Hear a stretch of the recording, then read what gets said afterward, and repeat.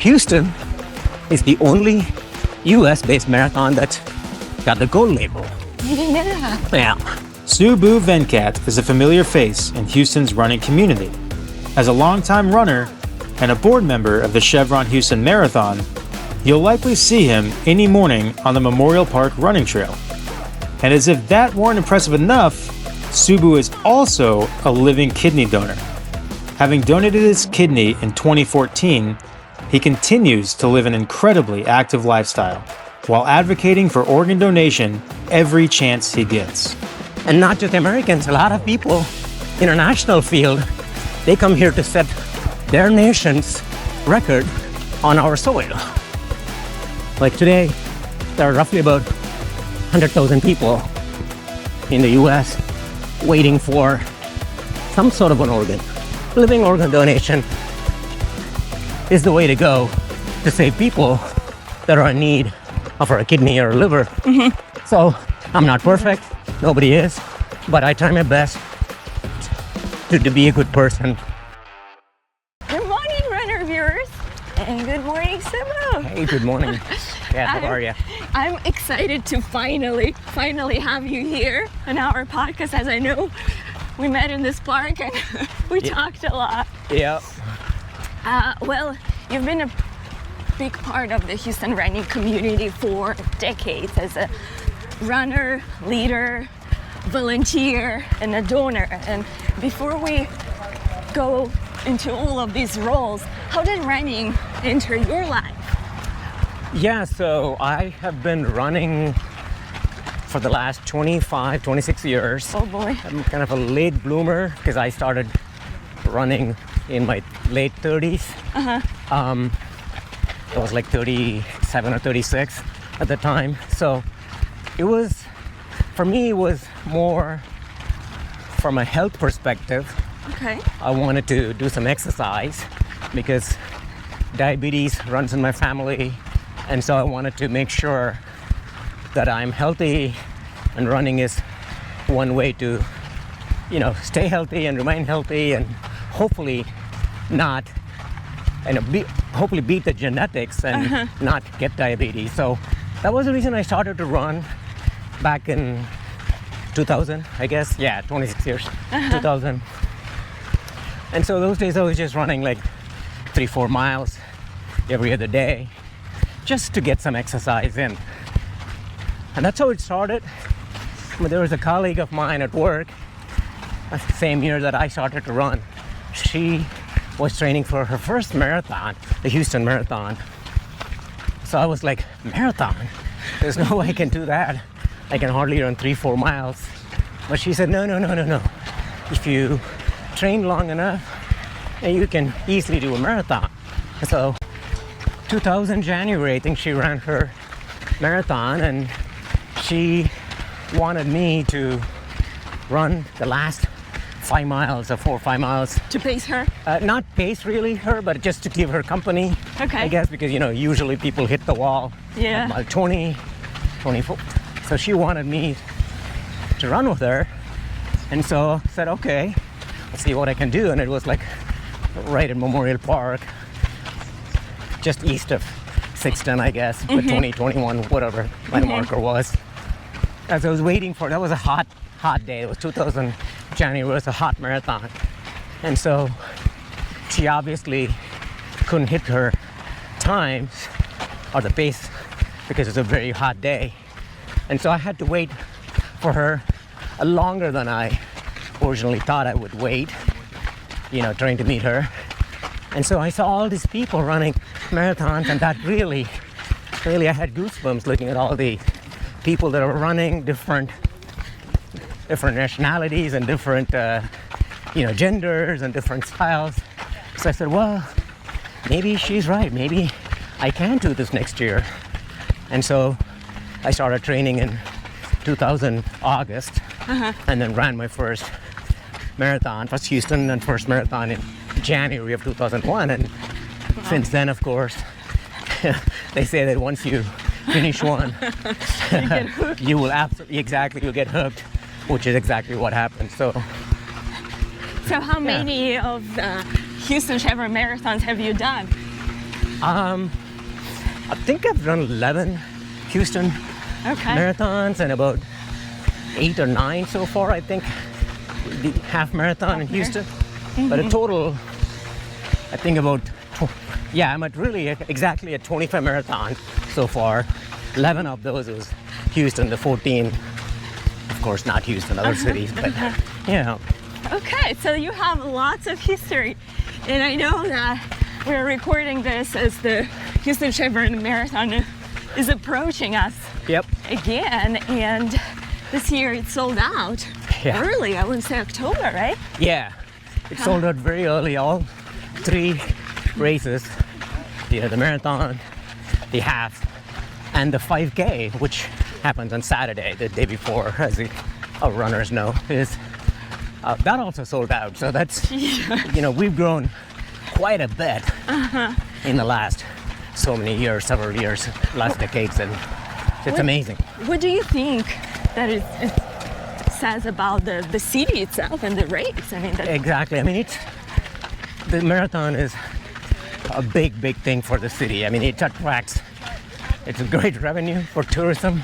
A lot of people come in January for the race. I mean, like I said, it's put together, it's about, 25,000 people that run the 3 races, the 5K and the half and the marathon. So that's a lot of them are out of towners, out of country. I mean, so it's great for the Houston tourism. It's one of our premier sports for the city of Houston every year, and so it's really put Houston and Houston Marathon on the running calendar's map, the world running map, and so it's been a tremendous honor for the city of Houston as well as the Houston Marathon. So yeah, it's amazing.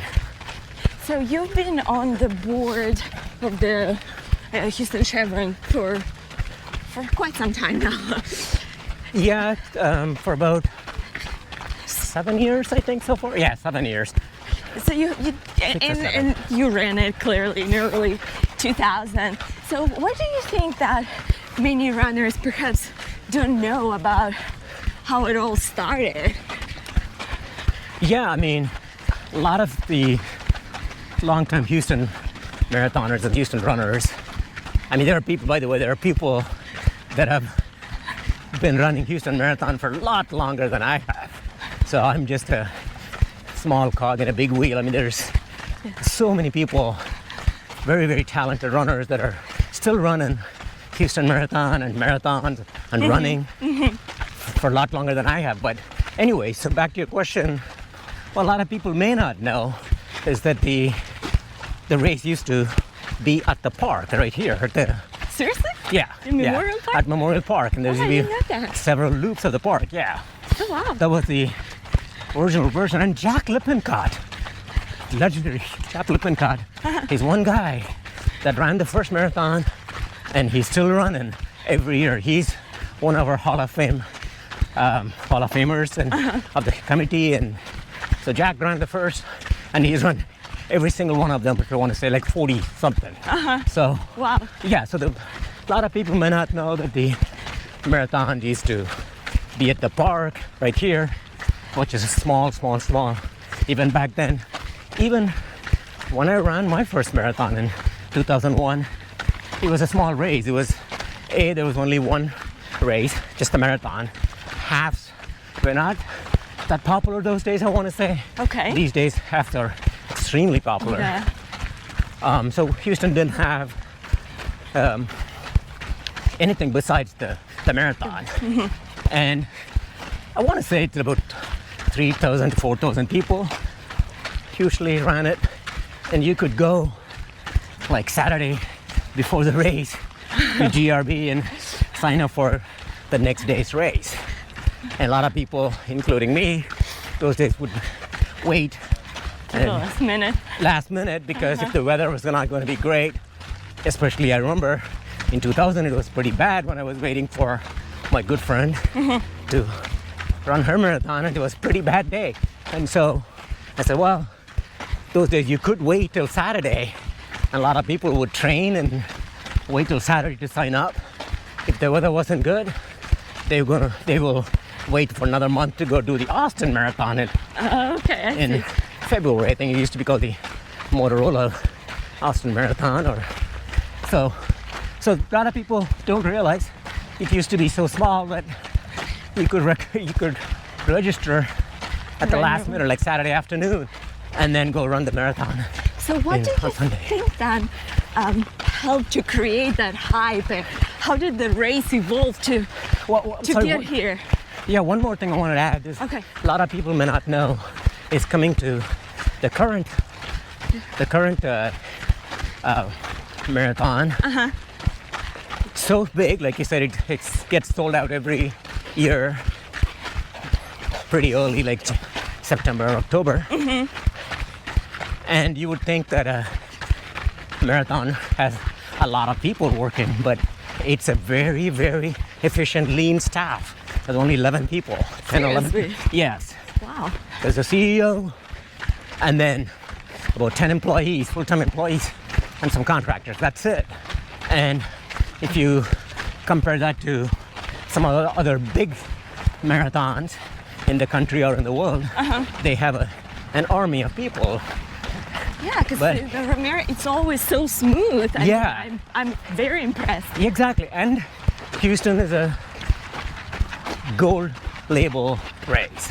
So what that is World Athletics, every year you have to apply and they certify marathons, road races, marathons, and the half marathons as different labels: platinum, gold, elite, and label. There's 4 categories. Okay. Platinum being the highest, and all your world marathon majors like Boston, London, Chicago, New York, Japan, Tokyo, I meant, Sydney, etc.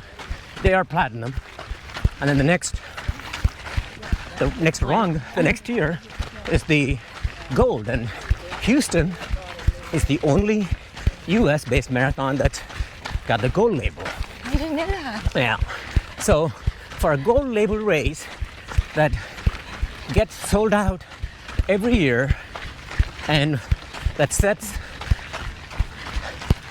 lots of American and other national records Yes. at Houston, all of that is managed. And like you said, how efficiently things go for the entire weekend, starting from packet pickup on Friday all the way to Sunday after party. All that is managed by a lean staff, very efficient staff of 11 people, and then the committee members, and then the volunteers. So it's pretty amazing. So that's, a lot of people may not know that thing about Houston Marathon, which is very, very efficiently managed by a very small team. Small team, yeah. Wow. I mean, we've seen how it evolved, and now it's an honor to be a part of that. Exactly. I mean, a lot of it went into that. I mean, it's all because of the running boom that we're seeing post-COVID, as well as the way the American women and American men have been tearing it up, so to speak. And that's really, especially in Houston, the American record for the half was set by Ryan Hall back in 2007, I want to say, and that just got broken by Connor Mance after 18 years this January. Yeah. So, and not just Americans, a lot of people, international field, they come here to set their nation's record on our soil. So it's pretty international, and Houston is extremely popular. The weather, for the most part, knock on wood, has been extremely good. And so we attract a lot of fast runners, elites, and just everyday runners like us that just wanted to set a PR or qualify for Boston or New York or whatever. They come to Houston to try to get that qualification. So it's pretty popular. It's grown quite a bit thanks to a lot of things. Like I said, efficiency of the staff, the marketing people, as well as all the records that have been broken, and relatively fast and flat course. Yeah, those Allen Parkway hills only feel bad, I think, when you run. Otherwise, Houston feels like a very flat city. Exactly. Yeah. So why do you think, or why the race stands out compared to other marathons?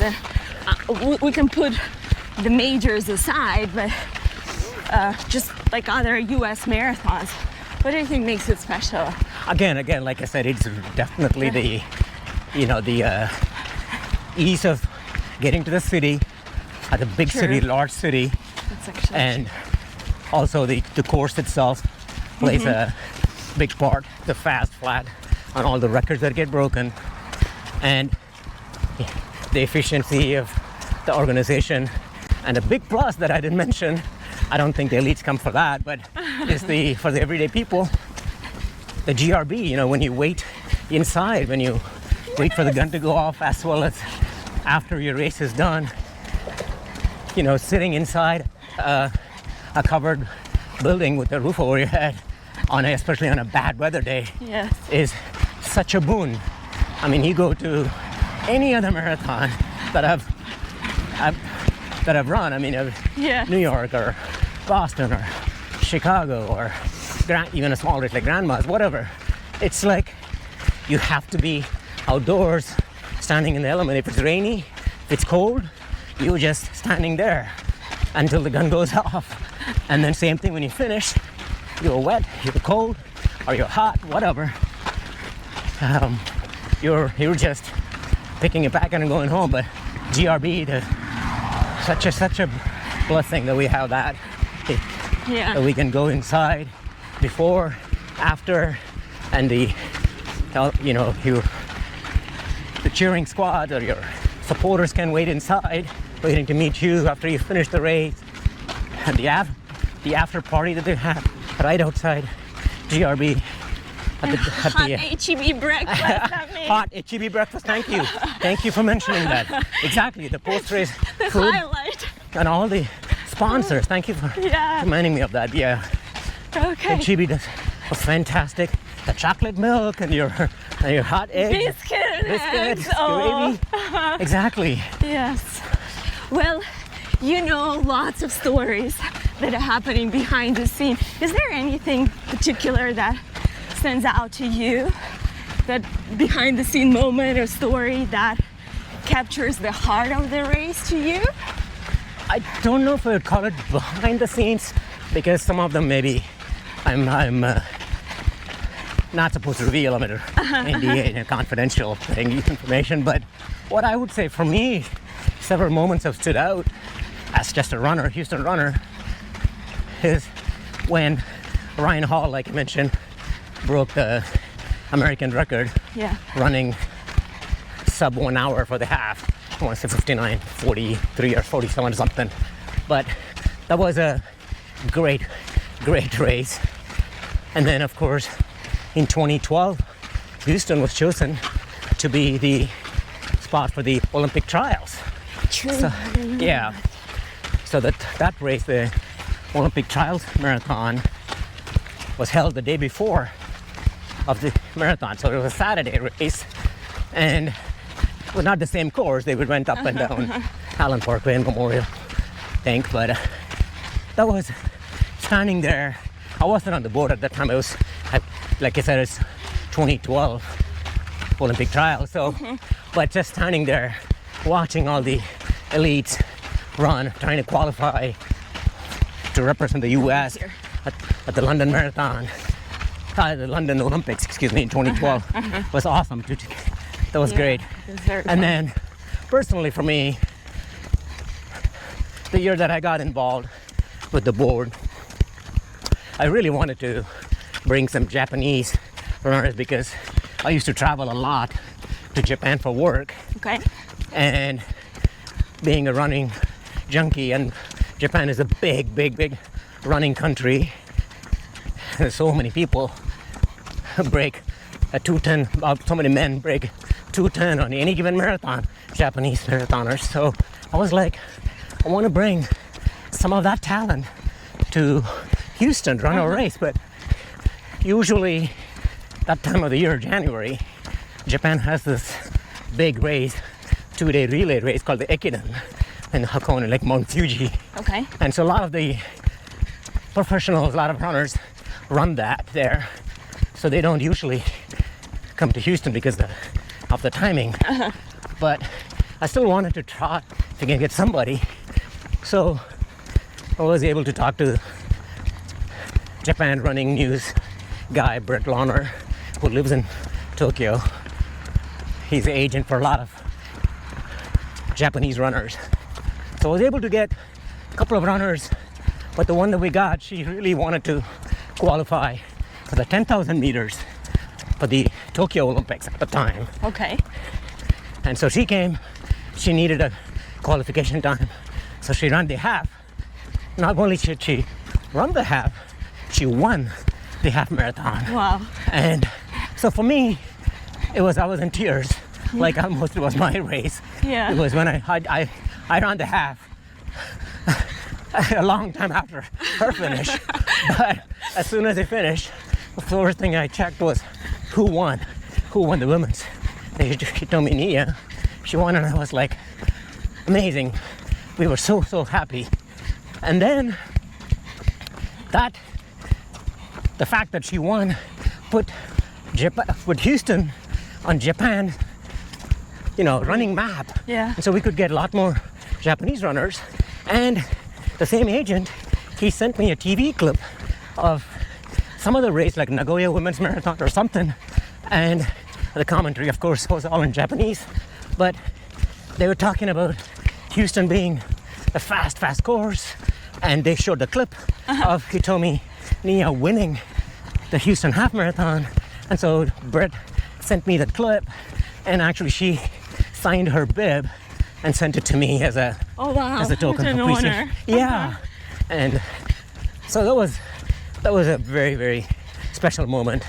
Sorry, it's not about me, it's about the race, but to me that one, just a little part of it I had to do with it. So I was pretty happy about that. No, but I think, with Houston being diverse, celebrating that diversity even more in the sport that the city loves, it's a great contribution. So thank you for that. And I know you gave back a lot to the running community, but then there is another part of your story where I think you show the same generosity. And I believe it was in 2014 that you donated a kidney. So I know it's a personal story. Yeah. Can you share what led to that decision? Yeah, sure. Always makes me emotional. Yeah, let's go here. Always make me emotional talking about it. But so back in 2013, I'm pretty open about it these days, so I can mention my wife, who's been struggling with an autoimmune condition since her childhood, lost her kidney, one of her kidney. So somebody had to donate, and donation was the right choice because you can't go on dialysis for a long time. It's pretty invasive, and it knocks the person out, and the lifespan is shortened when you're on dialysis. So only other way is to find an organ donor, and organ donors come in two ways. One is you could wait for a cadaver donor, people that have lived and registered to be donors on your license or on your Apple iPhone. You can do it within seconds if you register to be a donor. And sadly, if you pass away, your organs can be given to somebody in need. Now, well, that's great, but unfortunately the wait list for kidneys and liver, kidney especially, it's really long. What I mean by that is, like today, there are roughly about 100,000 people in the US waiting for some sort of an organ: kidney, liver, heart, lungs, pancreas, whatever. About 80% of that, about 80,000 people, and about 80,000 people are waiting for a kidney. And about 10%, that's about 10,000 people, are waiting for a liver. Now, that 90,000 people have to keep waiting for a very long time if they are reliant on the cadaver donors, because there's not very many donors and there's lots of activities going around to increase the donors, register them to be a donor. But the point is, those 90,000 people, there's a different option, which is the living organ donation, which is when somebody's healthy and living, they can donate a kidney to someone in need so they can live, so they can resume their life. And you really need only one kidney to live a normal, healthy life. And so a living donor can give one of their healthy kidneys to someone in need, and that person can, like I said, resume their life, living a normal, healthy life. Liver is the same way. You could donate a part of your liver, even though we have only one liver, but you can take a piece of your liver and give it to someone in need, and your liver, the donor's liver, as well as the recipient's liver, it grows to its 100% size. So living donation saves a lot of lives. Otherwise, a lot of these people will be waiting to receive a cadaver donor, and sadly, they may not make it because, like I said, the wait is 7 years in a big city like Houston, 7 to 10 years. Oh my gosh. Yeah, and a lot of people may not make it. So living organ donation is the way to go to save people that are in need of a kidney or a liver. And so I didn't know much about any of that at that time, and there was not a whole lot of people that had done it, so I was scared, but at the same time, no, I have to save my dear wife's life. So I learned more about it, and then donated one of my kidneys.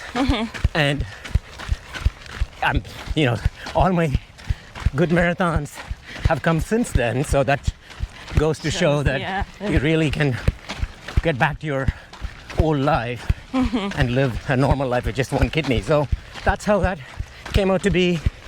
And then since then, I've been very passionate about getting the story out, not just my story, but in general, the story of living organ donation. And I spend a lot of time volunteering at the Living Bank and the Life Gift, organizations that promote and advocate for living organ donation.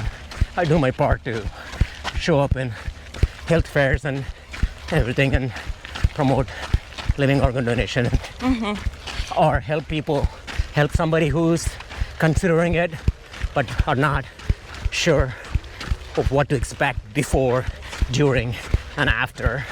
Yeah. So help them with any information that can make the process smooth for them. And so sorry, I just want to, because you started sharing, and I think you said the right word, that of course you wanted to help, but then you were scared.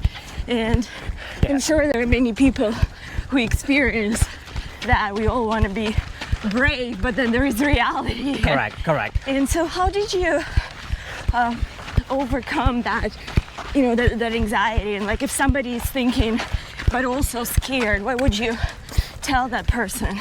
I would tell that person, talk to people that have done it before. And in my case, I couldn't talk to a marathon runner. Not that running is the most important thing after donation. If I have to compromise, if I have to sacrifice that, I would have been perfectly okay with that. But still, if somebody part of your life. If somebody's thinking about, I really want to keep running or bicycling or whatever sport, skiing, whatever, talk to someone that has done it. Thank goodness these days there is a ton of information on the web. There are groups like Kidney Donor Athletes, which I'm a part of as well. Is basically that close group is all donors leading healthy life that are athletes, like either they're cross-country skiers, cross-country runners, marathon runners, boxers, and any sports. If they have donated a kidney, we try to include them in our group so they can share their experiences with others. And even people after donation, they have some questions. Oh, I'm noticing this. Did you also notice this or whatever, right? And so the newer people, they have some questions after donation, and we help. I mean, of course, every case is different. It's not like just because it worked for me, it may not work for the other person, but still, we try to give as much information as possible on what to expect. There is a lot of information online and on Facebook groups, and even just if you're considering donating at, let's say, Methodist Houston, you can just talk to the living organ donor coordinator, and that person can put you in touch with other people that have donated it. And the good news about this is they all know. Everybody's scared. I mean, they really don't want you to feel uncomfortable doing it. So they take very, very, very good care of donors. They do a battery of tests, 3 days. I mean, you're the best physical you can ever get for free because all that is cost is paid for by the recipient's insurance. So the donor gets a fantastic physical for 3 days, and even then, if they find even something a little bit concerning, they will stop it. They will say no. They want to prove you as an organ donor, and so they want to protect a healthy living individual from getting some other issue after donation. So they do that, and until you get the anesthesia, you can always back out and say, no, I'm not comfortable. So you can do that as well. I mean, so it's like they give you time to prepare. There is time. There is no pressure that, oh my God, I've committed, so I have to do it right now. No, nothing of that sort, because you can always change your mind and say, no, I'm a bit uncomfortable, or you can postpone it. I need 6 more months to think about it. And there's so many donor advocates that help you with your donation process, any questions that you have. And the beauty is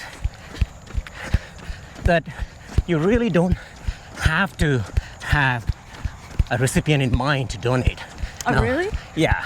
A lot of people so many of them I see, that is absolutely the highest form of altruism. Yes. It's like they just said, I really want to save a person in need. I don't know who this person is. And so they'll go donate, and and then it saves somebody else's life. Now, the other thing I want to mention is there are some questions that's like, okay, if I donate, I'll be left with only one kidney, and what happens if I need a kidney after I donate? Yeah. So I'm gonna go here. Now, first of all, like I said, they do make sure you don't have any health issues that could affect your kidney in the long term, like high blood pressure or diabetes, like I said. Okay. Those things are the 2 major things that can knock out your kidneys. So they want to make sure you have a healthy blood pressure, not on medication for controlling your blood pressure, and of course they do the fasting glucose tolerance test and all of that. Make sure you're not diabetic or even don't have any possibility of getting diabetes. Now, that's great, but God forbid if something were to happen to the donor's kidney, then they go right to the top of that list. Okay. Because the list is pretty long, like I said, it's 7 years. But the donors, moment they donate, if they need an assistance to the kidney, then they go to the top of the list. And so they prioritize, they protect you that way. So, I mean, it's not a decision that to be taken lightly, but at the same time, there is a lot more information these days on the process, and there are a lot of people, a lot more in the last 10 years, that are donating kidneys and liver, and double donors. Some people have donated a kidney and a part of the liver. No way. Yeah. Wow. Yeah. So information is power. Exactly. I mean, it's just always you never know when we need that information. Like, I honestly did not know anything about any of this until 2013. Then I had to learn about all of that, impact of the recipient, impact of the donor, insurance process, food choices, medications you cannot take. All of that had to be researched, and but now there is so many avenues where you can get that information from real people, doctors, coordinators, etc., etc. Well, you're running now, Yeah. and you've done very well. So maybe the highlights of the recovery, kind of the steps. How was it for you? Yeah, so before I get to that, I will get to that, but I also want to, it's not just about me. There's so many other donors, and especially one donor that I really like to highlight again is Anna Hell. And a Houston community, longtime runners know her, as I've known her, Anna, for ever since I started running in 2001. So Anna was a lifesaver because, we had the unfortunate circumstance of talking about our life on Instagram and Facebook, and how my wife needed another kidney after 10 years of my kidney. And so we had to do that video because we don't have any kids who can donate to Anita. And so I said, friends, if you can just spread the message. You never know who will see our videos, and they may want to consider it. And little did I know that Anna wanted to donate, and then she reached out to me and the coordinator, and she donated one of her kidneys back in 2024 last year to my wife. And that's the thing about the running community in Houston, is amazing. When I posted the video, there were about 9 or 10 people that reached out and said, I would like to be considered. What do I need to do? And so the running community in Houston is a pretty tight-knit community, and it's been like family for me and Anita over the last 25 years now. So now talk about the recovery. For me, it was 1 month of recovery, meaning 1 month of not running. The discharge itself, I had my surgery on Friday, and I was home on Sunday afternoon, so it was only like 2 nights at the hospital. And then right after, the day after, they want you to start walking as much as possible, every day. Walking is great, so helps with the recovery. So I started walking right away Saturday morning at the hospital, and then Sunday came home, just walked here at the park for 3 weeks, I want to say. And then they cleared me, 3.5 weeks. And they cleared me to run, and I started running. And so it's a month recovery at most. And then I ran that was in November, December I started running. And did the Aramco half in January of the following year. And then 3 months later, ran the Boston Marathon in April. So the recovery for me wasn't that long, like I said, and it was all my best times and all the good races, even really hot marathons where you have to drink a lot of water because you don't want to get dehydrated, which could affect your kidneys. So even those I was able to run well. So it varies from individual to individual, but for the most part, that's what I see with donors. And like Anna, she's running back to running, and she's running really well. She ran her half marathon last weekend at the College Station Marathon, or the Bryan BCF half marathon. So I'm so happy for her. And so that's the thing about the recovery. Thank you. And then, the power of the community, that's incredible how supportive it is. Unbelievable. Absolutely incredible. The way they supported me and Anita, the whole running community. For me, like I said, we don't have kids, so we don't really have a whole lot of friends outside of work and running. And I mean, Anita's work and my work and running. So running with a big group, like Kenyan Way, I started running in 2004 or 5 and until COVID hit. So 15, 16 years running with the same running group, you develop a lot of lifelong friendships. I mean, so they're just not just runners, they're just friends and like more than family. They stepped up and helped me and Anita, not just during the donation, but even other times when we needed help. So, Well, what do you think that coming back from the donation of the procedure, this whole story, back to running talks about your resilience and resilience of other runners or athletes, regular people who have done that? That's right. And I can talk about that, but more importantly, the recipients, how their life is in a terrible shape without a functioning kidney. And then they get a kidney and they immediately get back to life. And it's changed 360 degrees. Like, sorry to talk about my wife, but my wife, she is here every day walking 4 miles and she wants to get back. She's not a runner, she's a walker. But so it's pretty, her point is a gift has been given to me by 2 people. I cannot betray them and I have to make best use of the gift. And the only way that one of the ways I can do that is to be healthy and do things,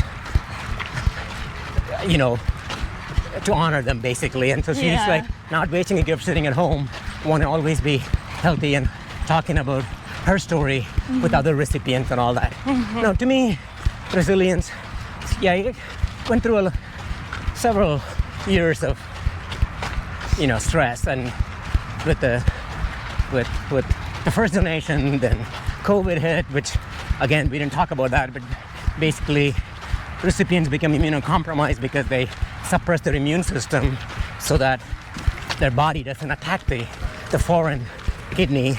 So they suppress the immune system, which means if they get an infection, they cannot fight it. And COVID being a nasty virus at the time, and even now, but and so it was a lot of struggle for us to maintain our mental health. But that's one of the things where we've been extremely close, like maybe a cliche, but I think just ever since we started dating, and we've been very, very, very, very tight. And so we basically fought all of these hardships with just love and support for each other. And for me, it's like, hey, I need to be there for others and I need to be there for me. I cannot just keep sitting at home. So come back, keep running. You don't have to set records. You don't have to PRs or whatever. All you want to do is maintain your mental health and physical health and be kind to others that need help. And so it just taught me life is really too short and like anything can happen overnight. So it's always space to be nice and kind, because you never know what the other person is going through. So I'm not perfect, nobody is, but I try my best to be a good person all the time.